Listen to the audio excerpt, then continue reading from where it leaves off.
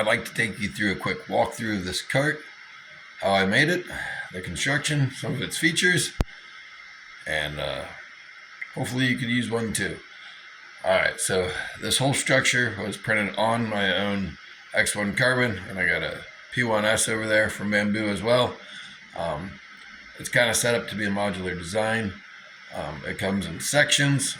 You have spool sections on the bottom. I got two sections stacked on top of each other. Then there's what I call the printer section, and then the top AMS section on the top. Got a lot of different features in here. Everything, like I said, was printed on the Bambu, other than the caster wheels and then the drawer slides. Both the spools, shelves are on drawer slides, and the printer is on a drawer slide as well. And then I also added a few features like putting built-in drawers in both the, you can see them in white, in the AMS shelf up top, and then down here on the printer shelf as well. I rolled it out to this area so I can give you a tour all the way around it and for the better light. So without further ado, let me show you. Each of the spool sections can hold 5 spools wide, 2 spools deep, so 10 spools per spool section. So this setup right here can hold 20 spools. They're on drawer slides, so you can easily get to the ones in the back.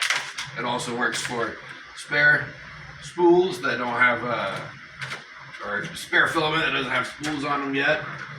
Same thing down here. I put casters on this just so it's mobile, though you wouldn't necessarily have to. It could just rest on the ground. The printer's also on drawer slides. I've got it printing right now. It'll come out about 6 inches with the standard cord, or it still comes out just as far as a spool tray if you have an extended AMS cord, an extended PTFE tube, and the drawers go all the way full depth. And I do have a mechanical lock, so you cannot pull these drawers out unless you pull the lock.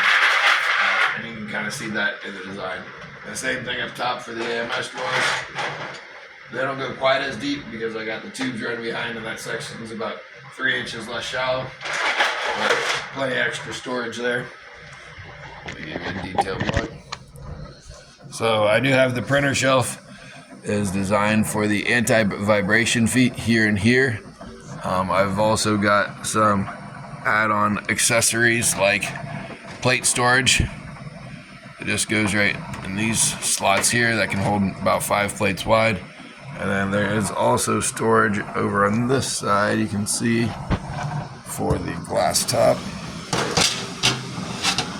If I pull that off, that just goes right on the side here. There's a little catch on the top side too to help keep that from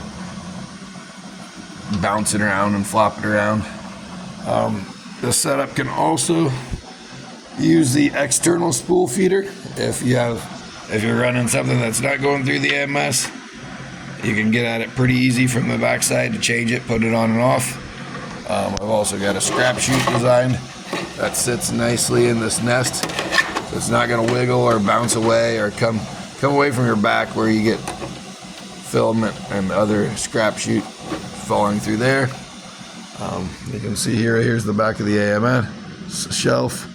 I've got it routed right through the shelves between the 2 drawers for all the cables to come down. Like I said, if you want your printer drawer to open up all the way, you do need to get a longer AMS cable and a longer PTFE tube.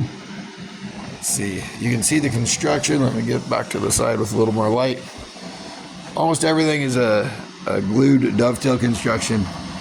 You can see the dovetail joints here. And I've got holes along the whole length for modularity and the addition of different accessories. So here's what I was talking about in sections. This is the spool section starting here, and this is the printer section starting there. So they're just connected with some square dowels. And so this is technically a 12-inch section, 12-inch section, 24-inch section, and then just the width of this for the AMS. You could print out another AMS shelf. It would get a little tall.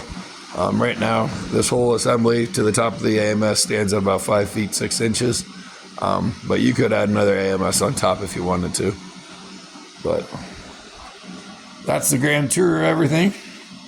Really happy with it. This is my third version. It will set you back some filament. I've got this, as you see here, printed in about 9.5 kilograms, and it took right at 9 days to print. That's running 24 hours, so it takes a little longer if you're not ready between changes. But I've got all the Bambu files set up, and hopefully that explains most of the questions. Thanks. Bye.